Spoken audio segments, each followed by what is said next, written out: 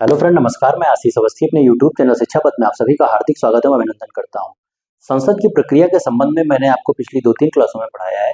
उसी के क्रम में जो कुछ महत्वपूर्ण फैक्ट अभी संसद के संबंध में बच रहे थे, उसके संबंध में आज संसद से संबंधित आपके लिए आखिरी क्लास होगी। जो भी प्रावधान बचे हैं उसकी चर्चा मैं आज आपसे कर लूंगा। और अब मेरे हिसाब से यदि संसदीय प्रक्रिया, मंत्रिमंडल, इससे संबंधित कोई भी प्रश्न आपकी परीक्षा में पूछा जाता है या विभिन्न अनुच्छेदों के संबंध में प्रश्न आपसे पूछे जाते हैं, तो किसी भी परीक्षा में आपसे कोई भी प्रश्न मेरे हिसाब से अगर आपको इतना तैयार है तो नहीं छूटेगा।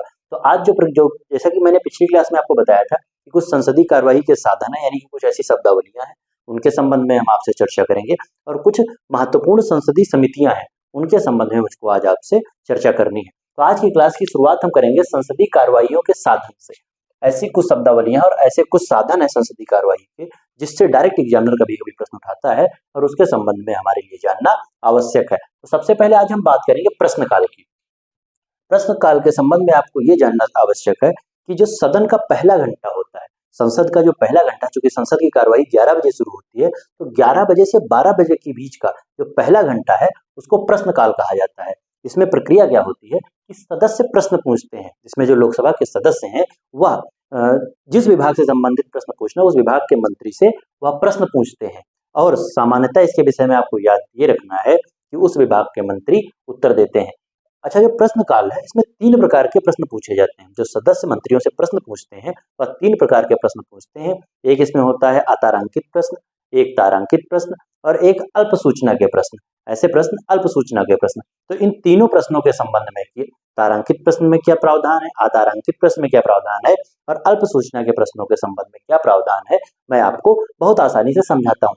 प्रश्नकाल के संबंध में आपको ये याद रखना है कि संसद की कार्यवाही का पहला घंटा 11 बजे से 12 बजे के बीच का जो समय है वह प्रश्नकाल कहलाता है। और साथ में इसमें जो संसद के सदस्य हैं वह मंत्रियों से प्रश्न पूछते हैं और मंत्री इसका जवाब देते हैं।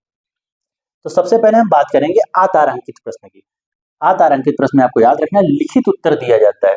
यदि कोई अतारांकित प्रश्न पूछा जाता है तो उसमें मंत्री लिखित उत्तर देता है तथा पूरक प्रश्न नहीं पूछे जाते। इसके संबंध में आपको याद रखना है कि जो अतारांकित प्रश्न होंगे उसका मंत्री लिखित उत्तर देगा और इसके संबंध में कोई पूरक प्रश्न नहीं पूछे जाएंगे। आपको अतारांकित के विषय में याद रखना है। फिर ऊपर मैंने लिखा था, जो ऊपर छूट गया, तारांकित प्रश्न। तारांकित प्रश्न में आपको ये याद रखना है कि पहली चीज तो इसमें मौखिक उत्तर दिया जाता है। अतारांकित में मैंने आपको बताया कि लिखित उत्तर मंत्री देते हैं, लेकिन तारांकित प्रश्नों में मंत्री मौखिक उत्तर देते हैं। और तथा जब किसी सदस्य ने मंत्री से प्रश्न पूछा, कोई प्रश्न, किसी विषय पे कोई चर्चा हुई मंत्री से, तो मंत्री ने जब मौखिक तौर पे उसका जवाब दिया, तो अगर उसको सदस्य को ऐसा महसूस होता है कि इसके काउंटर में कोई प्रश्न पूछ के और जवाब मुझको चाहिए, तो वह पूरक प्रश्न पूछ सकता है इसमें, तारांकित प्रश्न में। लेकिन अतारांकित प्रश्न के संबंध में आपको याद रखना है कि इसमें चूंकि लिखित उत्तर मंत्री देता है और इसमें पूरक प्रश्न पूछने का अधिकार संसद सदस्य को नहीं होता है। फिर आपका आता है अल्प सूचना के प्रश्न। अल्प सूचना के प्रश्न के संबंध में आपको ध्यान रखना कि इन्हें कम से कम 10 दिन का नोटिस देकर पूछा जाता है। अल्प सूचना के प्रश्न पूछने के संबंध में प्रावधान है कि पहले 10 दिन पहले इसका नोटिस दिया जाएगा और 10 दिन के नोटिस पूरे होने के बाद ये प्रश्न पूछे जा सकते हैं और इसका उत्तर मौखिक दिया जाता है। कहने का मतलब, यदि अल्प सूचना के प्रश्न कोई संसद सदस्य किसी मंत्री से पूछता है तो पहले 10 दिन का नोटिस देगा और 10 दिन का नोटिस देने के बाद मंत्री उस पर मौखिक उत्तर देता है। तो आप बहुत आसानी से तारांकित, अतारांकित और अल्प सूचना के प्रश्नों के संबंध में समझ सकते हैं। यहाँ से जो एग्जामिनर प्रश्न उठाता है डायरेक्ट यही उठाएगा कि तारांकित प्रश्न का उत्तर कैसे दिया जाता है। तब आपको याद रखना है कि तारांकित प्रश्न का उत्तर मैंने लिखा है कि मौखिक दिया जाता है, अतारांकित प्रश्न का उत्तर लिखित दिया जाता है। और अल्प सूचना के प्रश्नों में आपको याद रखना है, पहली चीज तो 10 दिन का नोटिस देना पड़ेगा और दूसरी बात इसका उत्तर लिखित दिया जाता है। और तीनों मामलों में संसद सदस्य प्रश्न पूछते हैं और इसका जवाब मंत्री देते हैं। फिर उसके बाद मैंने यहाँ पे लिखा शून्यकाल। संसदीय प्रक्रिया की कुछ ऐसी शब्दावलियां हैं जिनके संबंध में डायरेक्ट एग्जामिनर प्रश्न उठाता है, जिसमें ये शून्यकाल है। आप इसको, जैसे ऊपर मैंने प्रश्नकाल बताया, प्रश्नकाल के बाद शून्यकाल। प्रश्नकाल के संबंध में बताया मैंने आपको कि सदन की कार्यवाही, संसद की कार्यवाही शुरू होने का जो पहला घंटा होता है, यानी 11 से 12 बजे के बीच का जो समय होता है वह प्रश्नकाल होता है। और प्रश्नकाल के ठीक बाद का समय, प्रश्नकाल के ठीक बाद का जो समय होता है वह शून्यकाल कहलाता है। प्रश्नकाल के ठीक बाद का समय शून्यकाल कहलाता है। वही मैंने यहाँ पे लिखा है कि प्रश्नकाल के तुरंत बाद का समय क्या होता है, शून्यकाल। इसके समय प्रक्रिया के नियमों में उसका उल्लेख नहीं है। बहुत महत्वपूर्ण फैक्ट यहाँ पे है जो प्रश्न काल है, जो आपका ऊपर मैंने प्रश्न काल बताया, वो संसदीय प्रक्रिया के नियमों में इसका उल्लेख है। लेकिन यदि बात शून्य काल की जाए तो शून्य काल का उल्लेख संसदीय प्रक्रिया के नियमों में नहीं है, ये बात आपको याद रखनी है। और शून्य काल नाम आप यदि आपसे इसके नाम के संबंध में पूछ लिया जाए तो शून्य काल नाम भी इसको मीडिया ने दिया है। यह इसके संबंध में आप जानिए, यह तत्काल सार्वजनिक महत्व के विभिन्न मामलों को उठाने के लिए सदस्यों हेतु उपलब्ध एक अनौपचारिक उपकरण है। सार्वजनिक महत्व का ऐसा कोई मामला सामने आता है जिसको तत्काल उठाया जाना आवश्यक है, तो ये जो शून्य काल का समय है, जो शून्य काल का समय है, यह सदस्यों को इस बात की अनुमति देता है, इस बात का अनौपचारिक अधिकार देता है कि वह शून्य काल के समय में सार्वजनिक महत्व के ऐसे विषयों को जिनको तत्काल सदन में उठाना जरूरी है, उठा सकते हैं, उसके संबंध में प्रश्न पूछ सकते हैं। संसदीय प्रक्रिया में यह भारत की देन है तथा यह वर्ष 1962 से जारी है। इसके संबंध में आपको ये याद रखना है, यह किसी दूसरे देश से ग्रहण नहीं किया गया है, बल्कि संसदीय प्रक्रिया में शून्यकाल एक भारत की देन है। शून्यकाल भारत की देन है, जिसे 1962 से जारी किया गया। आपको याद रखना है, 1962 से शून्यकाल को जारी किया गया है और संसदीय प्रक्रिया में यह भारत की देन है, इसे किसी विदेशी स्रोत से ग्रहण नहीं किया गया है। फिर इसी क्रम में मैंने लिखा, अब जो आपके दो काल थे, एक प्रश्न काल हो गया और आपका शून्य काल हो गया। इसके संबंध में मैंने आपको बहुत साधारण तरीके से इसके प्रावधानों को बता दिया है, और अगर आपको इतना तैयार है तो इनसे संबंधित प्रश्न आपसे किसी परीक्षा में नहीं छूटेगा। अब कुछ प्रस्ताव हैं, प्रस्ताव पढ़ने के लिए तो बहुत सारे प्रस्ताव थे, लेकिन जो आपके लिए बहुत महत्वपूर्ण 2-3 प्रस्ताव हैं, उनके संबंध में मैं आपसे चर्चा करूंगा। जैसा कि पिछली क्लासों में मैंने आपको बताया था, एक अविश्वास प्रस्ताव के बारे में आपको बताया था। तो अविश्वास प्रस्ताव के संबंध में आप ये बात याद रखिए, अगर मैं साधारण शब्दों में समझाना चाहूँ तो अविश्वास प्रस्ताव सरकार के विरुद्ध लाया जाता है। अविश्वास प्रस्ताव सरकार के विरुद्ध लाया जाता है। अब सरकार के विरुद्ध कौन लाएगा? सरकार के विरुद्ध सामान्यतः विपक्ष लाता है। और इस स्थिति में जो मैंने यहाँ पे लिखा है कि 50 सदस्यों की सहमति होना अनिवार्य है। अविश्वास प्रस्ताव लाने से पूर्व जब 50 सदस्य सहमत होंगे तो अविश्वास प्रस्ताव आ जाएगा लोकसभा में, और यदि वह पारित हो जाता है उस स्थिति में सरकार गिर जाएगी। वही बात मैंने लिखा है कि पारित होने की स्थिति में सरकार गिर जाएगी। कहने का मतलब ये है कि यदि 50 सदस्य सहमति से अविश्वास प्रस्ताव सरकार के विरुद्ध लाते हैं और वह अविश्वास प्रस्ताव संसद में पारित हो जाता है तो उस स्थिति में सरकार गिर जाएगी, यानी कि मंत्रिपरिषद को इस्तीफा देना पड़ेगा। मंत्रिपरिषद को इस्तीफा देना पड़ेगा। उसके बाद आता है विश्वास प्रस्ताव। अगर इसके बारे में आपसे बात करूं तो विश्वास प्रस्ताव सामान्यतः सरकार लाती है। विश्वास प्रस्ताव सामान्यतः कौन लाएगा? सरकार लाएगी। इस संबंध में आपको याद रखना, कभी कभी ऐसी स्थिति बन जाती है कि मान लीजिए किसी आम लोकसभा के चुनाव हुए और उसमें किसी पार्टी को स्पष्ट बहुमत प्राप्त नहीं हुआ, ऐसा बहुमत प्राप्त नहीं हुआ कि वह सिंगल पार्टी अपनी सरकार बना सके। तो उस स्थिति में राष्ट्रपति अपने विवेक से, इसके संबंध में आप याद रखिएगा, राष्ट्रपति को अपने विवेक से इस बात का अधिकार होगा कि वह किसी भी दल को सरकार बनाने के लिए आमंत्रित कर सकते हैं, किसी भी दल को सरकार बनाने के लिए आमंत्रित कर सकते हैं, और फिर सरकार को अपना विश्वास मत, जो वही लिखा विश्वास प्रस्ताव मैंने लिखा, तो सरकार को अपना विश्वास मत हासिल करना होता है। और यदि वह जिसको राष्ट्रपति ने आमंत्रित किया है वह अपना विश्वास मत हासिल नहीं कर पाते हैं तो उस स्थिति में भी सरकार नहीं बनती है और मंत्रिपरिषद बर्खास्त हो जाता है।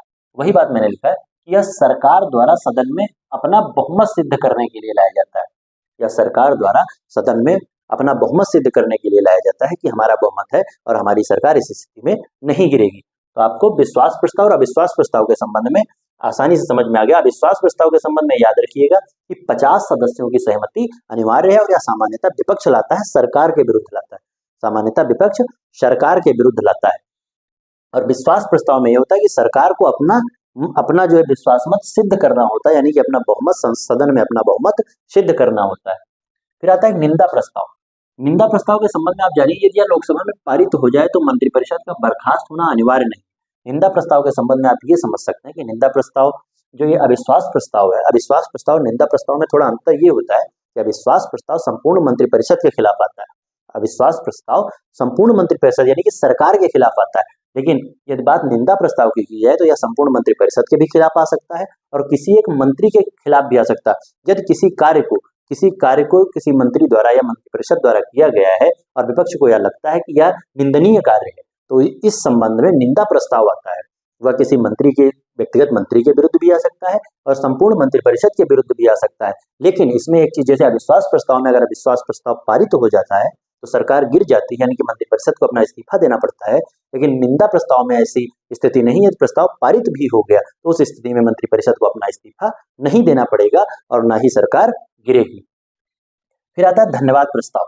धन्यवाद प्रस्ताव के संबंध में आपको ये जानना है कि जब नई लोकसभा का गठन होता है, आम चुनावों के बाद जब नई लोकसभा गठित होती है तो जो राष्ट्रपति का विशेष अभिभाषण, पिछली क्लास में मैंने आपको अनुच्छेद 87 के तहत बताया था कि जो राष्ट्रपति का विशेष अभिभाषण होता है उसी को धन्यवाद प्रस्ताव कहा जाता है। जब नए संसद सदस्यों को राष्ट्रपति अपना संबोधन देता है उसे क्या कहा जाता है, धन्यवाद प्रस्ताव उसी को कहा जाता है। और इसमें राष्ट्रपति आगे के जो आगामी क्रियाकलाप होने हैं संसद के या जो भी कार्य होने हैं उनका खाका खींचता है। आप ये समझ लीजिए साधारण शब्दों में कि जब राष्ट्रपति अपना अभिभाषण देता है, उसमें अपना अनुच्छेद 87 के तहत अपना विशेष भाषण देता है तो उसमें वह संसद सदस्यों को भविष्य में किए जाने वाले कार्यों के प्रति बताता है और साथ ही साथ जो पिछली सरकार के जो क्रियाकलाप हैं उसके संबंध में भी सदन को अवगत कराता है। तो वही धन्यवाद प्रस्ताव में आपको सीधे सीधे याद रखना है कि नई लोकसभा के गठन के बाद जो राष्ट्रपति का अनुच्छेद 87 के तहत विशेष अभिभाषण होता है वही धन्यवाद प्रस्ताव की श्रेणी में आता है। तो फिलहाल जो संसद के संबंध में, जो उसकी शब्दावलियों के संबंध में, संसदीय कार्रवाई के साधन के संबंध में जो भी प्रश्न थे मैंने आपको बहुत आसानी से बता दिया। प्रस्ताव के संबंध में मैंने आपको पहले ही बताया कि पढ़ने के लिए बहुत सारे हैं, लेकिन प्रश्न यही से उठता है, जहां से प्रश्न उठता है जो महत्वपूर्ण है आपके लिए वो मैंने ले लिए हैं।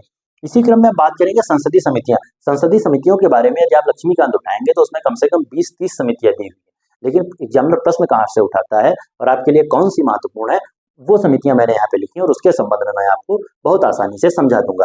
सबसे पहली समिति है लोक लेखा समिति। लोक लेखा समिति इसका मतलब पब्लिक अकाउंट कमेटी, आपको याद रखना है लोक लेखा समिति जिसका मतलब होता है पब्लिक अकाउंट कमेटी। इसका गठन 1921 में किया गया था, इसका गठन 1921 में किया गया था और इससे जो सबसे महत्वपूर्ण प्रश्न पूछा जाता है वो ये है कि इसमें सदस्य कितने होते हैं। लोक लेखा समिति में कुल कितने सदस्य होते हैं, तब आपको याद रखना है कि लोक लेखा समिति में कुल 22 सदस्य होते हैं, जिसमें 15 सदस्य लोकसभा से होते हैं और 7 सदस्य राज्यसभा से होते हैं। आपको याद रखना है कि लोक लेखा समिति जिसको पब्लिक अकाउंट कमेटी कहा जाता है, इसका गठन 1921 में हुआ था और इसमें कुल 22 सदस्य होते हैं, जिसमें 15 आपके लोकसभा से होते हैं और 7 राज्यसभा से होते हैं। फिर इसका जो कार्य होता है बहुत महत्वपूर्ण, कैग की रिपोर्ट की जांच करना। जो कैग अपना वार्षिक प्रतिवेदन सौंपता है, जो कैग जिसके बारे में मैंने आपको अभी आप मुझको 148 में कैग के संबंध में आपको पढ़ाना है, नियंत्रक एवं महालेखा परीक्षक। कैग कौन होता है? कंट्रोलर एंड ऑडिटर जनरल, जिसका मतलब होता है नियंत्रक एवं महालेखा परीक्षक, जिसके संबंध में अनुच्छेद 148 में हम चर्चा करेंगे। वह कैग का कार्य क्या होता है कि वह वित्तीय मामलों की जांच करने के बाद अपना प्रतिवेदन राष्ट्रपति को सौंपता है। तो इसके संबंध में आपको याद रखना है कि जो लोक लेखा समिति होगी वह कैग द्वारा वार्षिक प्रतिवेदन राष्ट्रपति को सौंपा जाता है कैग द्वारा, उसकी जांच करता है। आपको याद रखना है कि कैग की रिपोर्ट की जांच करता है। इसके संबंध में आप यही याद रखिएगा, इसका जो कार्य होगा लोक लेखा समिति का, कैग की जो वार्षिक रिपोर्ट आती है उसकी यह जांच करता है। और यहाँ से एक बहुत महत्वपूर्ण प्रश्न कई परीक्षाओं में मैंने देखा है और अक्सर एग्जामिनर यहाँ से प्रश्न पूछता है और यह ज्यादातर बच्चों का गलत होता है कि जो कैग अपना वार्षिक प्रतिवेदन प्रस्तुत करता है, कैग जो अपना वार्षिक प्रतिवेदन प्रस्तुत करता है यानी कि वार्षिक रिपोर्ट अपनी देता है, उसको संसद के पटल पे कौन रखता है? तो यहाँ आपको सबसे पहला ऑप्शन मिल जाएगा नियंत्रक एवं महालेखा परीक्षक, और ज्यादातर लोग नियंत्रक एवं महालेखा परीक्षक लगा के इस प्रश्न को गलत करते हैं। आपको याद रखना है कि कैग जो अपना वार्षिक प्रतिवेदन देता है वह राष्ट्रपति को देता है और राष्ट्रपति उसको संसद के पटल पे रखता है। यही डायरेक्ट इसी लैंग्वेज में प्रश्न पूछा जाएगा कि कैग द्वारा दिया गया प्रतिवेदन संसद के पटल पे कौन रखता है, तब आपका जवाब हो जाएगा राष्ट्रपति, क्योंकि मैंने वही लिखा है संसद के पटल पे राष्ट्रपति रखवाता है। और इसके संबंध में, इसके अध्यक्ष के संबंध में बहुत महत्वपूर्ण बात यह है कि इसके अध्यक्ष के संबंध में कि आखिर इस लोक लेखा समिति का अध्यक्ष कौन बनेगा। तो इसके संबंध में आपको ध्यान रखना है कि 1967 से पहले यही प्रावधान था कि लोकसभा सदस्यों में से किसी एक को इस कमेटी का अध्यक्ष बनाएंगे, लोक लेखा समिति का अध्यक्ष बनाएंगे। लेकिन 1967 से यह परंपरा चली आ रही है, इसका प्रावधान कहीं संविधान में नहीं है, लेकिन यह 1967 से परंपरा चली आ रही है कि लोकसभा में जो विपक्ष का नेता होता है वही आपकी लोक लेखा समिति का अध्यक्ष होगा। आपको इसके संबंध में याद रखना है। 1967 से पूर्व लोकसभा अध्यक्ष, लोकसभा के सदस्यों में से जिसको चुनते थे वही इसका लोक लेखा समिति का अध्यक्ष बनता था। लेकिन 1967 के बाद से यह परंपरा चली है, इसको आपको याद रखना कि इसका जिक्र कहीं संविधान में नहीं है, लेकिन यह परंपरा चली आ रही है कि 1967 से पब्लिक अकाउंट कमेटी यानी लोक लेखा समिति का अध्यक्ष विपक्ष का नेता होता है। तो फिलहाल लोक लेखा समिति से इतने प्रावधान बन सकते थे। फिर आपकी आती है प्राक्कलन समिति। प्राक्कलन समिति, प्राक्कलन समिति के संबंध में आपको याद रखना है कि लोकसभा से 30 सदस्य चुने जाते हैं। अभी मैंने आपको ऊपर कैग में जो आपका ये था लोक लेखा समिति, इसमें मैंने आपको बताया कुल 22 सदस्य होते हैं, जो 15 लोकसभा से होते हैं और 7 राज्यसभा से होते हैं। लेकिन प्राक्कलन समिति के संबंध में आपको क्या याद रखना है कि प्राक्कलन समिति में 30 सदस्य होते हैं और 30 लोकसभा से होते हैं। इसके संबंध में एक बात और याद रखना है कि संसदीय कार्यप्रणाली में प्राक्कलन समिति सबसे बड़ी स्थायी समिति है। आपको याद रखना है प्राक्कलन समिति सबसे बड़ी स्थायी समिति है। इसके संबंध में याद रखना कि मूलतः 25 सदस्य थे, मूलतः 25 सदस्य। वर्तमान में जैसे प्राक्कलन समिति में वर्तमान में 30 सदस्य हैं, लेकिन जब मूलतः इसका गठन हुआ था, इसका सबसे पहला गठन जॉन मथाई की सिफारिश पर 1950 में हुआ था।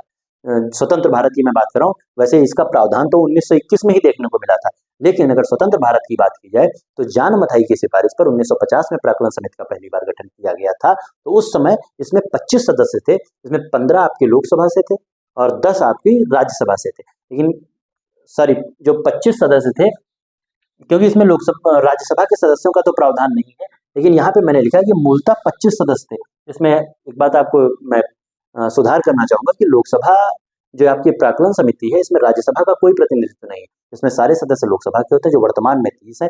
लेकिन 1956 से पूर्व मूलतः अगर बात की जाए तो मूलतः इसमें सदस्य 25 थे और 25 लोकसभा से थे।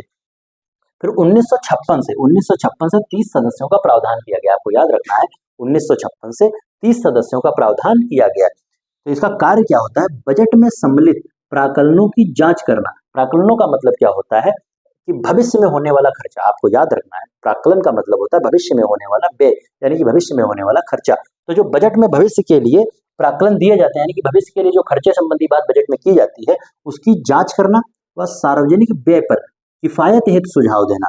इसका सबसे महत्वपूर्ण कार्य ये है कि बजट के प्राक्कलन की जांच करना व सार्वजनिक किफायत हेतु सुझाव देना। जो सार्वजनिक व्यय होना है, यानी कि जो सरकार की जो नीतियां हैं जिसपे व्यय किया जाना है, सार्वजनिक तौर पर जिसका व्यय किया जाना है, जिससे समाज का सर्वाधिक कल्याण हो सके, उसमें किफायत का सुझाव देना, किस हिसाब से किफायत हो सकता है। और साथ ही साथ इसका काम ये होता है कि किस तरीके से जो बजट है कैसे पेश किया जाए, किस तरीके से अन्य विधेयक पेश किए जाए, इसके संबंध में भी इसका काम होता है, प्राक्कलन समिति का कार्य होता है। फिर यही बात मैंने लिखी कि 1950 में जॉन मथाई की सिफारिश पर यदि प्राक्कलन समिति के विषय में आपसे पूछा जाए कि प्राक्कलन समिति का जिक्र कब देखने को मिला, तो आपको याद रखना है कि 1921 में इसके संबंध में जानकारी मिली थी। लेकिन यदि आपसे स्वतंत्र भारत के संबंध में पूछा जाए तो स्वतंत्र भारत के संबंध में आपको याद रखना है 1950 में जॉन मथाई की सिफारिश पर पहली बार प्राक्कलन समिति का गठन किया गया था। उसके बाद मैंने लिया सार्वजनिक उद्यम समिति। इसके विषय में सबसे महत्वपूर्ण बात यह है कि इसमें कुल 22 सदस्य थे, जिसमें लोकसभा से 15 और राज्यसभा से 7। मैं आपको एक यहाँ पे फैक्ट और बता दे रहा हूँ कि जहाँ पे 22 सदस्यों की बात हो, जिस भी समिति में, आप ऐसे डायरेक्ट याद रखिएगा कि जिस भी समिति में 22 सदस्यों की बात की जाए, वहाँ अक्सर 15 सदस्य आपके लोकसभा से होंगे और 7 राज्यसभा से होंगे। तो वही बात सार्वजनिक उद्यम समिति में पहली बार 1964 में कृष्ण मेनन समिति की सिफारिश पर गठन हुआ। सार्वजनिक उद्यम समिति का गठन पहली बार 1964 में कृष्ण मेनन समिति की सिफारिश पर हुआ था। तो आपको इसके गठन संबंधी याद रखना है कि 1964 में कृष्ण मेनन समिति की सिफारिश पर इसका गठन किया गया था। फिर इसके संबंधी मूलतः 15 सदस्य थे। यही बात मैं वहां कंफ्यूज हो गया था कि इसमें मूलतः 15 सदस्य थे, आपके 10 लोकसभा से थे और 5 राज्यसभा से थे। लेकिन 1974 के बाद, आपको याद रखना 1974 के बाद इसमें 22 सदस्य हो गए हैं और जिसमें 15 आपके लोकसभा से हैं और 7 राज्यसभा से हैं। तो इसका काम क्या है? सार्वजनिक उद्यमों के प्रतिवेदनों तथा लेखा की जांच करना। इसके अगर सार्वजनिक उद्यम समिति के अगर कार्य से संबंधित आपसे प्रश्न पूछा जाए तो सार्वजनिक उद्यमों के प्रतिवेदनों की तथा लेखा की जांच करना इसका कार्य है।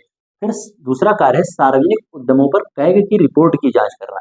यहाँ पे मैंने आपको लोक लेखा समिति में मैंने आपको बताया था कि कैग जो अपनी रिपोर्ट राष्ट्रपति को सौंपता है, उसकी जांच करना किसका काम होगा? लोक लेखा समिति का। लेकिन सार्वजनिक उद्यम से संबंधित मसलों पे, सार्वजनिक उद्यम से संबंधित मामलों पे कैग की रिपोर्ट की जांच करना किसका कार्य होगा? सार्वजनिक उद्यम समिति का कार्य होगा।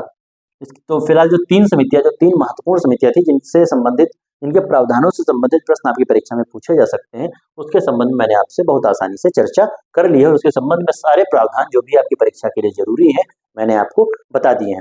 फिर इस संबंध में एक महत्वपूर्ण फैक्ट यह है कि इन तीनों समितियों में, बहुत महत्वपूर्ण फैक्ट है कि इन तीनों समितियों में जो आपको मैंने लोक लेखा समिति बताई, प्राक्कलन समिति बताई और सार्वजनिक उद्यम समिति बताई, इन तीनों समितियों के विषय में आप ये याद रखिएगा, इसमें कोई भी सदस्य इसका मतलब कोई ऐसा सदस्य मंत्री नहीं होता। कहने का मतलब ये है कि तीनों समितियों में मंत्री सदस्य के रूप में नहीं चुने जाते हैं, बात आपको याद रखनी। तथा बहुत महत्वपूर्ण फैक्ट, तीनों समितियों में राज्यसभा के सदस्य अध्यक्ष नहीं नियुक्त हो सकते। कैसे नहीं नियुक्त हो सकते? क्योंकि मैंने आपको पीछे बताया है कि इनके अध्यक्षों की नियुक्ति का प्रावधान है वह लोकसभा अध्यक्ष लोकसभा के सदस्यों में से ही अध्यक्ष चुनते हैं। तो इस स्थिति में आपको याद रखना है, इन तीनों समितियों में जो अध्यक्ष चुना जाएगा वह लोकसभा का ही सदस्य होगा। और खासकर इसके लोक लेखा समिति के संबंध में याद रखना कि 1967 से इस बात की परंपरा चली आ रही 1967 से इस बात की परंपरा चली आ रही है कि विपक्ष का नेता ही लोक लेखा समिति का अध्यक्ष होता है और प्राक्कलन समिति का अध्यक्ष कोई लोकसभा का सदस्य ही होगा। और खासकर यह सत्ताधारी दल का सदस्य होता है और इसे चुनता कौन है? लोकसभा अध्यक्ष। वही बात यहाँ सार्वजनिक उद्यम समिति में है कि इसका अध्यक्ष भी लोकसभा का कोई सदस्य होगा और सामान्यतः यह सत्ता दल का ही सदस्य होगा और इसको चुनेगा कौन? लोकसभा अध्यक्ष। और वही बात यहाँ मैंने लिखी कि इन समितियों के सदस्य मंत्री नहीं होते। तीनों समितियों के सदस्य जो होंगे वो किसी कोई मंत्री नहीं होंगे तथा राज्यसभा के सदस्य इसके अध्यक्ष नहीं बन सकते। तो फिलहाल ये तीन समितियों के विषय में जो प्रावधान था मैंने आपको बता दिया। फिर कुछ ऐसी समितियां हैं जिनसे डायरेक्ट ये प्रश्न बन सकता है, इनके सदस्यों से संबंधित कुछ 4-5 समितियां मैंने नीचे लिखी हैं, इनके सदस्यों के संबंध में आपसे प्रश्न पूछे जा सकते हैं। इसमें पहली है ग्रंथालय समिति। तो इसके संबंध में आपको याद रखना कि इसमें 9 सदस्य होते हैं, लोकसभा के 6 और राज्यसभा के 3। ग्रंथालय समिति में आपको याद रखना कि लोकसभा के 6 सदस्य और राज्यसभा के 3 सदस्य होते हैं, यानी कि कुल 9 सदस्य होते हैं। फिर एक आती है विशेषाधिकार समिति, इसमें 25 सदस्य, टोटल कितने? 25 सदस्य होते हैं। एक आती है आपकी विशेषाधिकार समिति, टोटल 25 सदस्य होते हैं, जिसमें 10 आपके लोकसभा से हो जाएंगे और 15 आपके लोकसभा से और 10 आपके राज्यसभा से। फिर आती है याचिका समिति, इसमें भी 25 सदस्य होंगे। याचिका समिति में भी 25 सदस्य हैं, जिसमें लोकसभा से 15 और राज्यसभा से 10 सदस्य हो जाएंगे। फिर SC/ST वेलफेयर समिति, इसमें आपके लोकसभा से 20 सदस्य और राज्यसभा से 10 सदस्य, यानी कि टोटल 30 सदस्य। तो अगर ग्रंथालय समिति के संबंध में आपसे पूछा जाए, इसमें 9 सदस्य होते हैं, 6 आपके लोकसभा से होंगे, 3 आपके राज्यसभा से होंगे। फिर विशेषाधिकार समिति आती है, कुल सदस्य 25 होते हैं, 15 लोकसभा से होंगे, 10 राज्यसभा से होंगे। और उसके बाद याचिका समिति है, इसमें भी 25 सदस्य होंगे, 15 लोकसभा से और 10 राज्यसभा से। फिर SC/ST वेलफेयर समिति है, कुल 30 सदस्य होते हैं, 20 आपके लोकसभा से होंगे और 10 आपके राज्यसभा से होंगे। तो आज की क्लास के बाद संसद से संबंधित जो भी प्रावधान आपकी परीक्षा में बन सकते थे मैंने आपको पूरे करवा दिए हैं। अब संसद से कोई भी बनने वाला प्रश्न, मेरे हिसाब से अगर संसद से संबंधित कोई भी प्रश्न आपकी परीक्षाओं में पूछा जाता है और आपको पिछली 2-3 क्लासें और आज की क्लास तैयार है, तो अब आपका प्रश्न नहीं छूटेगा। तो आज की क्लास को फिलहाल मैं इसी के साथ यहीं पे समाप्त करूंगा और साथ ही साथ जो मैंने नई श्रृंखला हिंदी की शुरू की है वहां भी आप जुड़ के हिंदी के संबंधित जो भी महत्वपूर्ण फैक्ट किसी भी परीक्षा में हिंदी से संबंधित ऐसी कोई भी परीक्षा जिसमें हिंदी पूछी जाती है तो शुरू 0 से लेके आखिरी तक, 0 से लेके जितना भी ज्यादा से ज्यादा हो सकता है जो भी प्रावधान हिंदी के बन सकते हैं, मैं सबकी चर्चा आपसे आगामी क्लासों में करता रहूंगा। और आज भी हो सकता है मैं हिंदी की दूसरी क्लास, खासकर पिछली क्लास में जैसे मैंने वर्णमाला के संबंध में स्वर पढ़ाए थे, तो आज की क्लास में हो सकता है मैं अगर समय मिला तो व्यंजन के संबंध में आपसे चर्चा करूंगा। तो फिलहाल आज की क्लास को मैं यहीं पे समाप्त करूंगा और साथ ही साथ आप जो शॉर्ट वीडियोस के माध्यम से संविधान संशोधन की श्रृंखला चल रही है वहां भी जुड़ के बहुत आसानी से संविधान संशोधन याद कर सकते हैं। तो अगर आपको मेरा वीडियो पसंद आए तो उसको लाइक कीजिए, शेयर कीजिए और मेरे चैनल शिक्षा पथ को सब्सक्राइब कीजिए। बहुत बहुत धन्यवाद। नमस्कार।